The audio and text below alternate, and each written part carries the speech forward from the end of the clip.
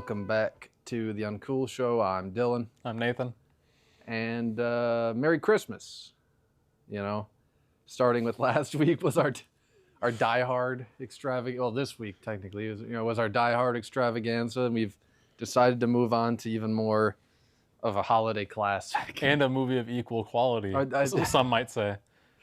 I think most people would agree that Die Hard and the movie that we're covering today, Jingle All the Way, starring Arnold Schwarzenegger, Sinbad, and the late great Phil Hartman, and the still alive Rita Wilson. Yeah, they are pretty much the same. They're the same movie. Think about it. They're the same movie, actually, not just in quality, but in thematic intent and thematic follow through and craft style. Yeah, Jingle All the Way. It's a movie that we've probably seen this movie a lot. At least every Christmas for a long time. Usually a couple times each Christmas as a kid. Crazy. Yeah, I've probably seen this movie over like 20 times. Yeah, I think we definitely have. It was definitely in the pantheon of holiday movies for us. Absolutely. As kids, you know, whenever this part of the year would roll around and there were options at the end of the day to what movie we were going to watch as a kid, as a family, this was a big part. A big VHS classic. And it's not good. This is not a good movie. Not a B movie. This is a C movie, bordering on lower than that. It's not good, but man, it is funny at times if you buy into it. There are some clever interactions and some clever moments, usually from Phil Hartman's character or from Sinbad's character. But again, talk just a bit about, I guess, the plot of this movie and what you think of when Jingle All the Way gets brought, I love how we're talking. Brought up. We're trying to talk about this movie like we've talked about other movies, but I know. We'll do our best, even though this is tough. So this movie is just, I don't know, it's basically based off of the Tickle Me Elmo toy craze of the 90s. Cabbage Patch Kids. Yep.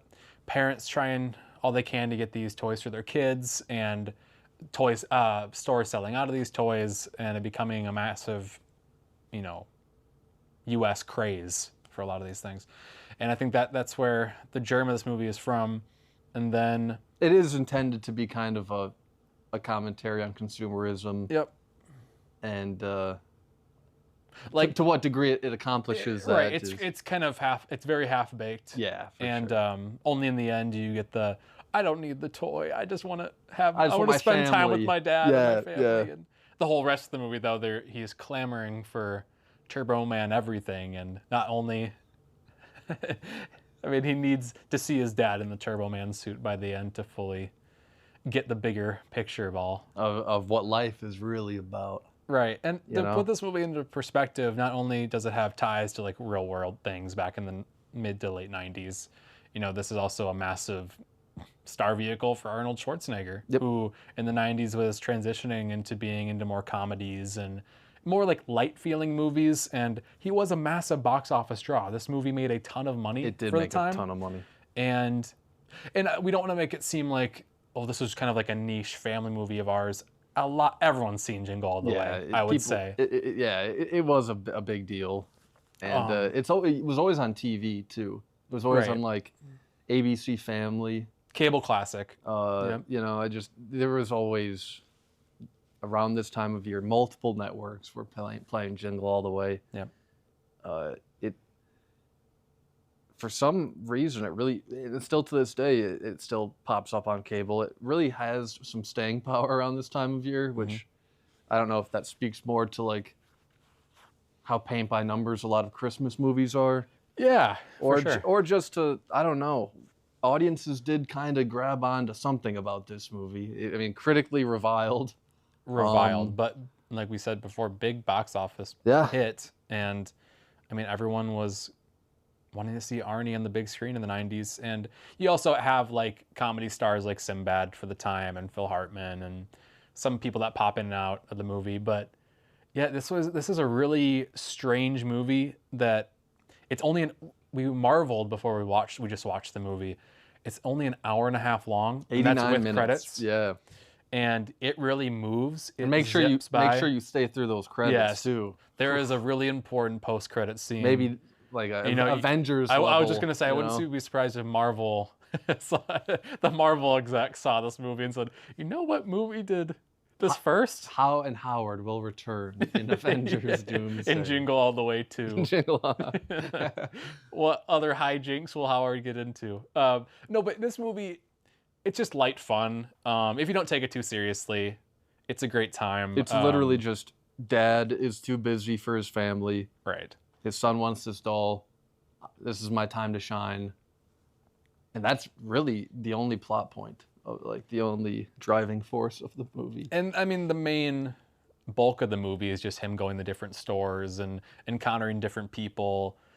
Having different interactions with Sinbad mainly. And the people from the stores and the toy cartels run by the underground Santa community. Yeah. And this movie is just, on its face, it is absurd and absolutely ridiculous, but it's a lot. It is just, like we said, it's a lot of fun. And it is kind of this cult classic now where it does harken back to a time where this movie had a massive budget. Yep. And also 60 to 75 million dollars. Right. Budget. And obviously it's really high concept. Yeah. It had nothing like that had been done before, and even if it's done poorly, they did take this massive swing. They did. Yeah. Like you said, is a cable classic, was a VHS classic. For I'm sure a lot of families, not just us, and I think we were in the sweet spot of that generation that kind of grew up with this movie. Yeah, for sure. It as we said, a Schwarzenegger vehicle. He was the only one up for the role apparently. Right before, we were in the middle of watching it. I'm like, there had to have been other names. No one else. But this was designed for Arnold, but he's not very good. He's not. He's doing what Arnold can do. He's not a credible, like, warm dad type. No. Obviously, you have the accent, but you also have obviously everyone looks like he is built for action movies. He has the body, the he's physicality. towering over everybody. And you're like, I don't buy you for a second. I appreciate the effort though. Yep. And he obviously has so much charisma, and obviously his whole demeanor and star persona is built around his kind of otherworldly aspect about him. You know what I mean? Yep. Like, obviously from a different country and coming here, he's got to start in these big time action movies that catapulted his career into being like a leading man in a kids movie. Yep. And they give him some action stuff to do in this movie too. Mm-hmm. A lot of like weird set pieces where he's running around or crawling around, or the big set piece at the end, which I don't want to spoil for you if you haven't seen this movie. It gets pretty crazy at the end. But he's not, even though he's the lead, he's not really the pull of this movie for you and I, or for our mom, or for our siblings. It's always kind of been Sinbad and Phil Hartman. Mm-hmm. Their characters, Myron and Ted.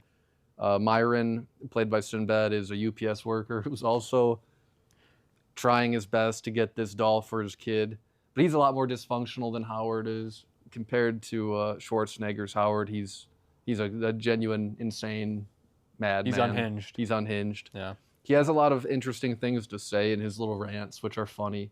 And some of his rants, I don't know if they were written that way or he kind of took some of them. I wouldn't be surprised if they were improv.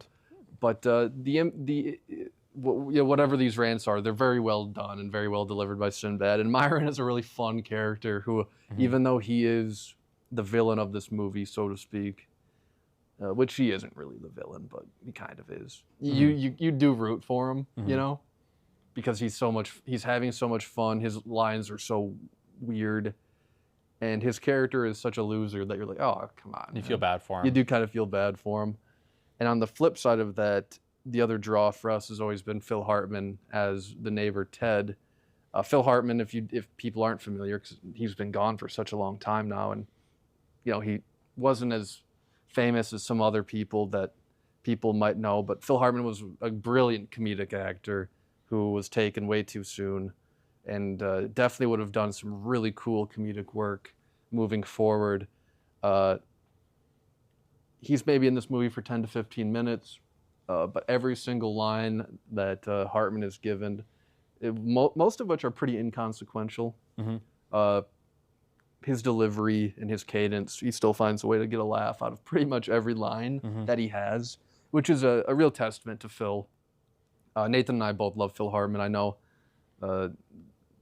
even though his body of work was so small, we reference him and we do little Hartmanisms all the time. His voice is so eminently, like it is eminently him. It's so eminently him, and it's inherently tied to him. And he has this like put upon voice. I can't do a Phil impression. Nobody can do Phil. It's like this put upon, like, "Hi, how you doing, guy?" Like that kind of that style of like All-American neighbor, like Ned, like Ned Flanders from The Simpsons type of energy. And he was a big Simpson voice in the 90s. And like obviously the people behind the scenes saw he could do this voice that like fake Americanism. Yeah. Like, this guy's like, someone behind him is fake behind his eyes. Very cheesy and corny. Yeah. And like you said, put upon. But yeah, Hartman, I mean, that wasn't Hartman did a ton of different voices, but that was his main comedic voice. And he's used really well here. Ted is like this, not a womanizer, but all the women want him to be a womanizer. He's like the middle-aged bachelor of He's the middle-aged bachelor. He just divorced his wife. in suburban Minneapolis. And he is a very theatrical, very like trying to prove himself to not to every woman. He's really just trying to prove himself to Rita Wilson. But he's trying to prove to her that he's a man worth taking a shot on, and it causes his character to act and do really funny things. And his interactions, not only with Rita Wilson and the kids, but the other ladies in the neighborhood are really funny, and Nathan and I always get a kick out of that. There's not much to say about Hartman in this movie, but talk a little bit more about just, I don't know, I guess his SNL run a little bit, and just how his brand of comedy really hasn't been replicated. You know, it's really hard. A lot of SNL guys talk about him and revere him, and so his comedy does kind of filter down through. But he's one. I mean, he goes underappreciated, you know, because so few people know about his influence on comedy. But if you were a comedy nerd in the '90s or the early 2000s at all, even after he passed, because he passed in the '90s, there were still reverberating, you know, impacts of him and. I guess some of his SNL characters that maybe people might be aware of. Well, back in the old SNL days, he was known as the Glue. People called him that. He kind of held every sketch together, whether it was tanking or not. And he was in the middle of a lot of, awesome sketches, but also like sketches that maybe not necessarily totally got big or went on to have a following. But he's always so committed. And when you said like characters, I'm like, yeah, he has some characters like people like he played like Frankenstein in a sketch that caused him to break. He had like Neanderthal, like the lawyer, which is a big one. He did Clinton for a long time. His Clinton. There is a skit that I think is on YouTube, or maybe it was taken down, of Clinton going to McDonald's. Yeah, that's his legendary. Which is a great one. And he was just everyone's favorite person on SNL, and he was very idiosyncratic in his style and in his voices. Very unique guy, for sure. I am pretty sure he wrote a lot of his own material and he was helped a head writer others. when he was there too. And so that just tells you how much Lorne Michaels trusted him. And he was just a really weird guy behind the scenes too. Pretty, what would you say? Like pretty quiet, reserved. Yeah, very much to himself. Not antisocial, but was there to do the work. And famously didn't really like the SNL environment of like competition and toxicity. He was just there to do comedy. But I forced this sidebar just because so few people know about Phil, and if you haven't heard of Phil Hartman, definitely look him up. You'll probably recognize him, but he was taken too soon, and it's just a shame that this is one of the only few movies that you can really get a meaty amount of time from him in. It's just such a lowbrow movie at the end of the day. But he was such a highbrow performer, and he really elevates every scene that he's in this, as does Sinbad. Sinbad is great in this, and I don't know as much about Sinbad's run in the 90s, but I do know that he to me, he carries this movie, and this movie doesn't work if it's just Arnie doing this by himself. That charm would really grow old quickly. But with Sinbad's weird, like manic, zany energy, it kind of balances out how boring Schwarzenegger's Howard is as a character. And again, I don't. This movie doesn't work already, but if you get rid of Sinbad and Hartman, this pretty much becomes unwatchable. You know.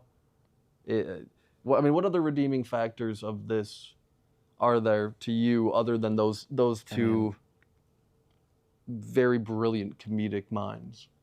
I mean, what we were saying before, we were looking at some of the craftspeople involved. Like, this movie is shot pretty well. It is shot very well. That's right. The editing is fun. I don't like. There's only so many things you can say. Like, I think some of the sequences are genuinely fun and funny, but we forget to mention there's a really funny Chris Parnell cameo, another SNL legend, sort of a similar Hartman-esque type, where he was sort of a glue in some sketches that otherwise people wouldn't remember. Never were, yeah. And he was always pretty straight-laced and never really broke. Similar to Hartman. Hartman only did it a couple times. Like, I could probably count on my hands the number of fun little cameos. We forgot to mention Martin Mull, who is the disc jockey. Yep, Martin Mull was great in his little role. Who is, for us, also known as Gene Parmesan from Arrested Development. Yep. And legendary Private Eye. Yep. And so it is fun to see like these comedic actors that are either past their prime or about to hit big. Yep.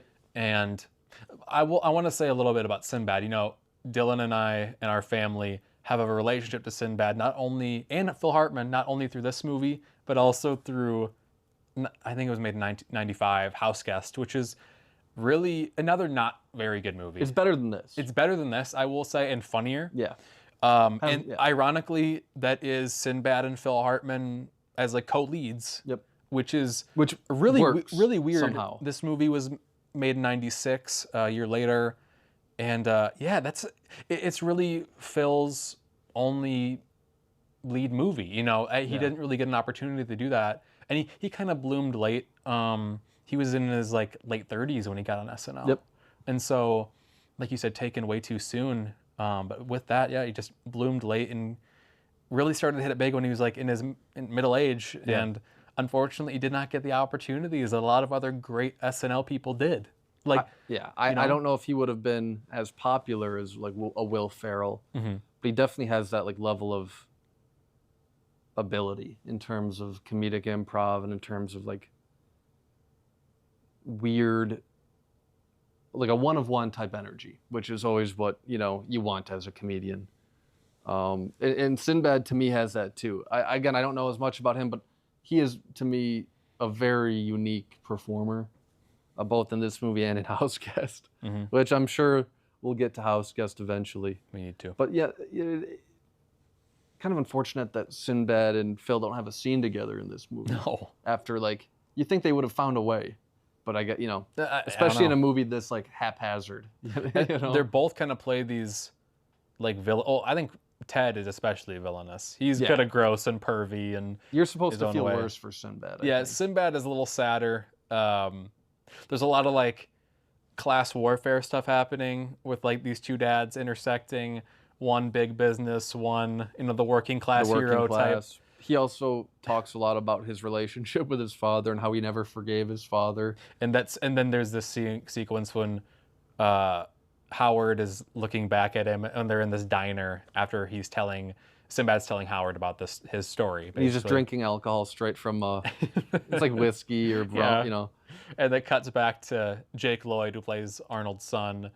Here's to you, Dad, and then takes a big swig, and Arnold is like, what am I doing? Like, I need to get this toy or else he's going to end up like Myron. He's going to end up in a blue-collar job. He's going to end up a mail worker like Myron. Yeah. Oh, the humanity. Yeah, that's anything but that. That's what breaks him free from his hold. Ridiculous. But we just mentioned Jake Lloyd. I just want to get into this Jake Lloyd thing a little bit in terms of his 90s. So Jake Lloyd does Jingle All the Way. And then in 1999, he's in the probably most anticipated movie of all time, in The Phantom Menace. Yep. And I couldn't help but thinking, of like George Lucas and his kids watching this movie together, holiday season '96, and going, that kid. That's Anakin. Obviously, that's not what happened. They probably went through tons of kids in probably camera tests, hundreds of thousands. Yeah. I just think that it's funny seeing this kid, who I don't think is the best actor, even as a little kid. You don't have to be as a kid in this type of movie, though. I think he was Anakin given is a different thing. He was given too much Yeah. this early, and obviously it reverberated into him having mental health issues. And it's really unfortunate to see what Jake Lloyd has gone throughout his pretty young life still. Yeah, people were very awful to him. Especially after Phantom Menace. Yeah, it's not his fault that he got cast. It's not his fault that George Lucas can't write dialogue to save his life. And can't direct actors. And can't direct actors. I mean, even Ewan McGregor. Like I've seen things throughout the years where Ewan's like, people have no idea what was going on there. We're just doing it, seeing what happened. You know, I mean, I think what happened to Jake Lloyd is definitely unfortunate. And no, he's not like he's not like a River Phoenix in Stand By Me or anything like that. But he's a cute, charming kid, and that's all you really need from him in this movie. And he's given a lot to do in this movie. Especially he really at the is. End. Yeah. He's in the middle of this big action sequence. Yeah. I mean, he is given a lot of this plate, and he has to act opposite of Schwarzenegger, who is so intimidating and imposing as an actor. And I can assume kind of hard to bounce off of. Arnold is like a little kid, not the most like natural actor. Yeah. You know, and that's unfortunate. But no, I just wanted that 3-year period from Jingle all the way to 1999 and 96 to 1999 with Phantom Menace. Jake Lloyd was in the most anticipated movie of all time. And he was the poster of that movie. Right, he was part of the poster and part of the marketing, and it's just unfortunate to see where his career and life has gone. Not to bring the pod down, but I think it's interesting to like look at and reflect on. Like you said, you know, given way too much, way too young, and like giving that child the origin story to like the most famous movie villain of all time. It's crazy. And you know, there's a lot of lines in the Phantom Menace that they wouldn't work even if that kid was played by a River Phoenix. You know, I mean, I love Star Wars and I grew up on Star Wars, but George Lucas isn't exactly a genius when it comes to writing dialogue. I think he's very smart when it comes to world building and set pieces, and I think he's pretty solid with action at times. And like a plot outline. Like he knows how to tell a good story for the most part. That's what makes the prequel trilogy at least watchable. Yeah, he has a great sense of like the hero's journey, and you know, all of these like writing tropes, so to speak. But like, we're on a George Lucas sidebar and a Jingle All the Way pod. I know. I mean, this movie is just kind of hard. Like we talked about with Die Hard, you know, it's kind of a hard movie to pod about because you're like, oh, that little quirky moment I really like, and I think it's really funny. But like maybe not it's so subjective. Maybe not everyone would like that. And I'm sure for some people watching this is like, like seeing paint dry. They're like, this is awful. It is a bad movie. And it was critically ravaged It's a bad at the movie. time. It's a bad movie. But it's one of those bad movies that you can put on and just turn your brain off.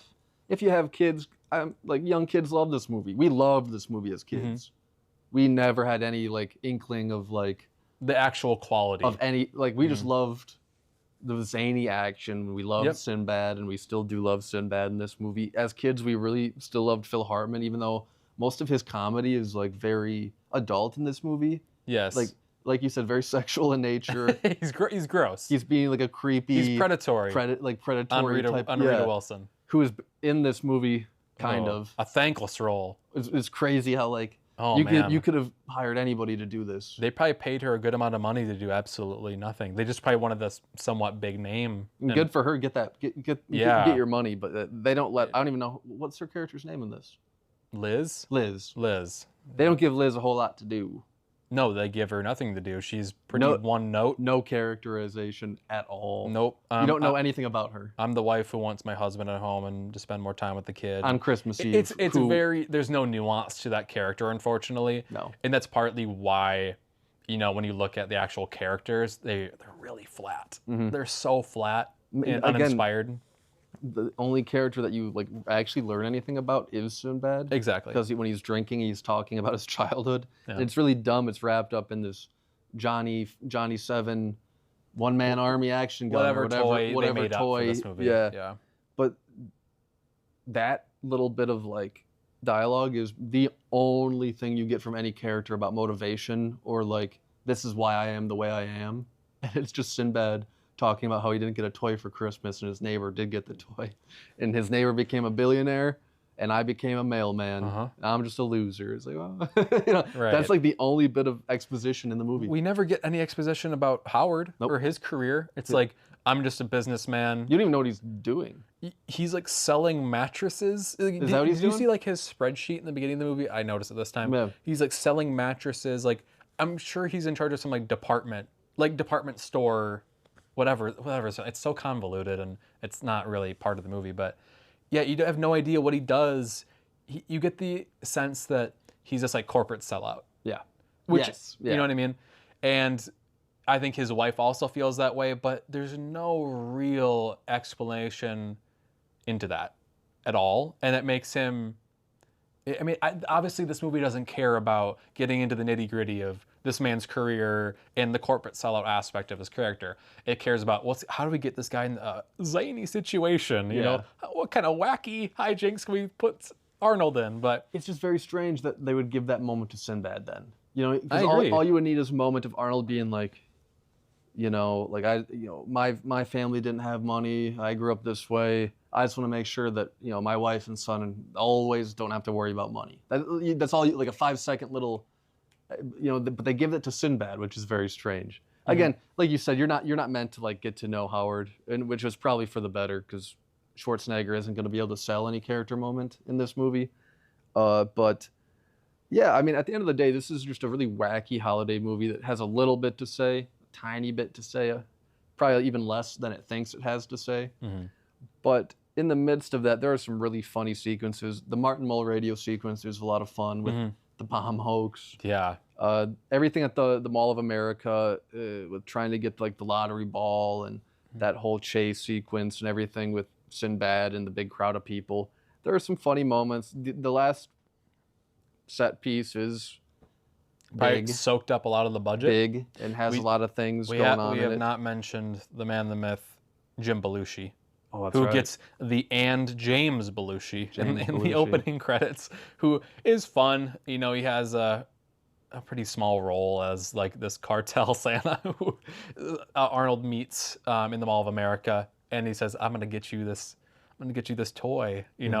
This black market toy. And they eventually go to this huge warehouse where, I mean, Arnold is seeing like their operation. They're like these fake toys. And it's funny because like all of the workers at this warehouse are either like elderly people or little people. Right.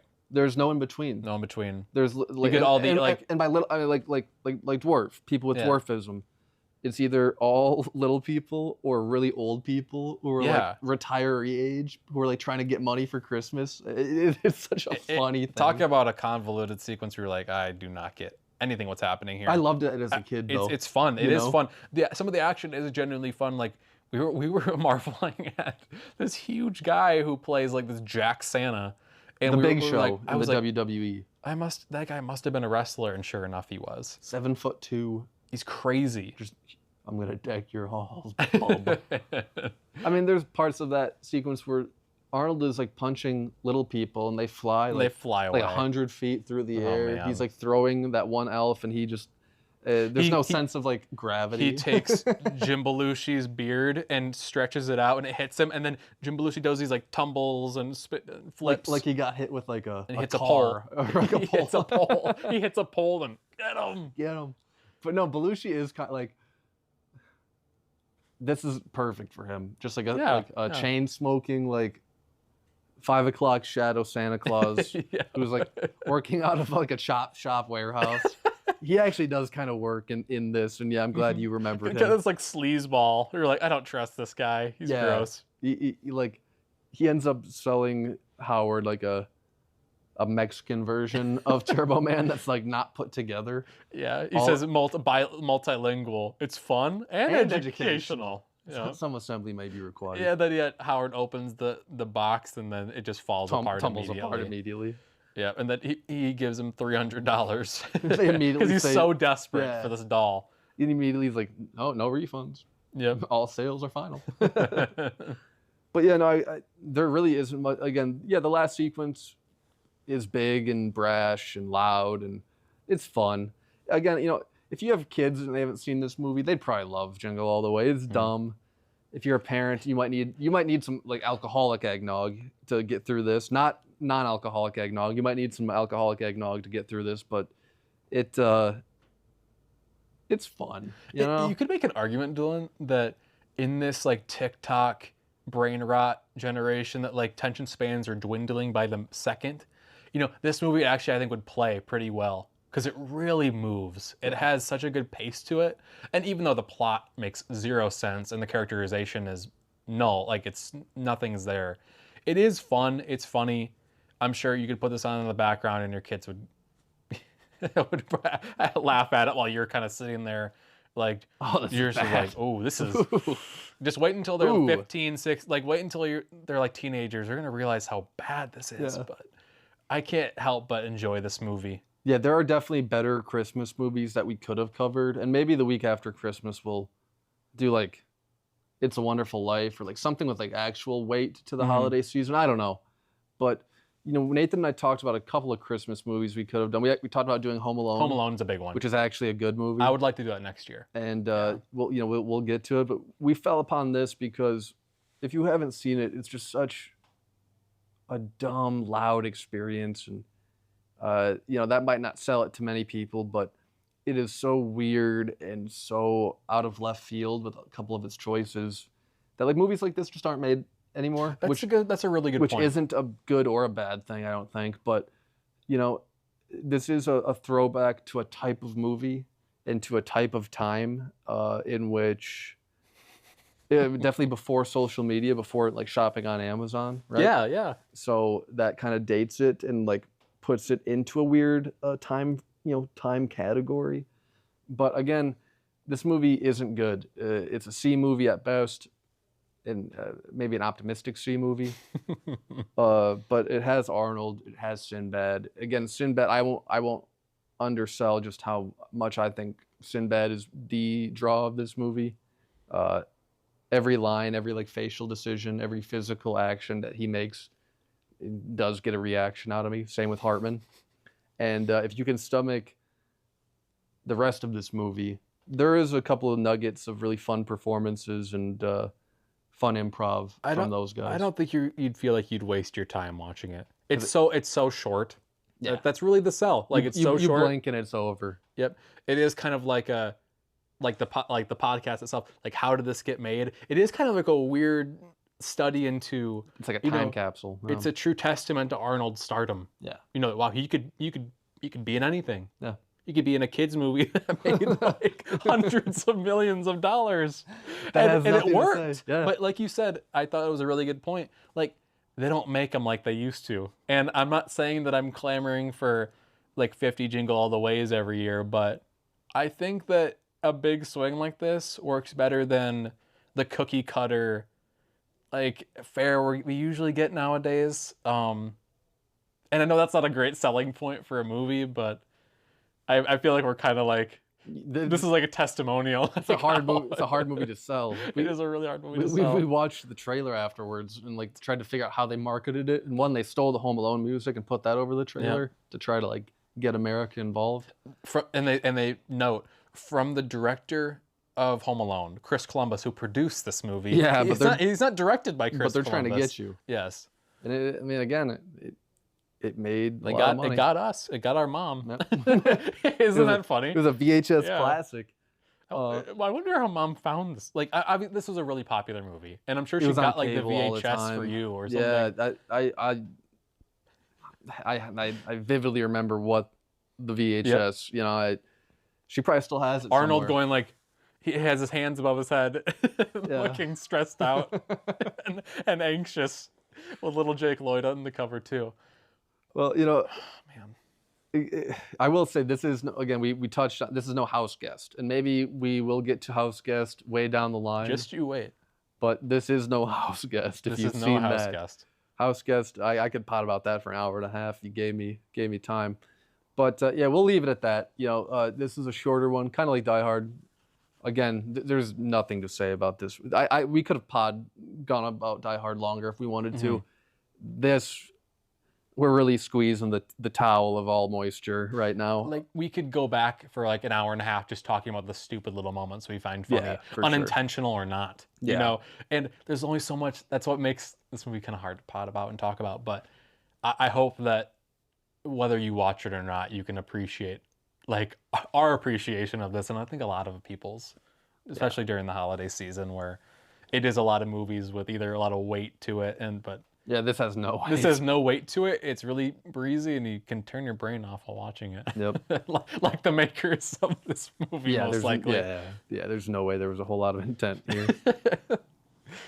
But yeah, if you haven't seen Jingle all the way, I highly recommend you just give it a go. You might never watch it again, but like we said in the that's on beginning, you. as good as enjoyable and as good as Die Hard, Oh yeah, easily. They can And they as should rewatchable. use that quote on. They should have used that on the poster. Die Hard. Kids, Die Hard for kids. Die Hard for kids. The sad thing is, I've probably seen this movie way more than Oh, Die me Hard. too. Me too. Probably 4 or 5 more times, like quadruple the amount. Mhm. But yeah, Merry Christmas, and Happy watching. happy Jingle all the way.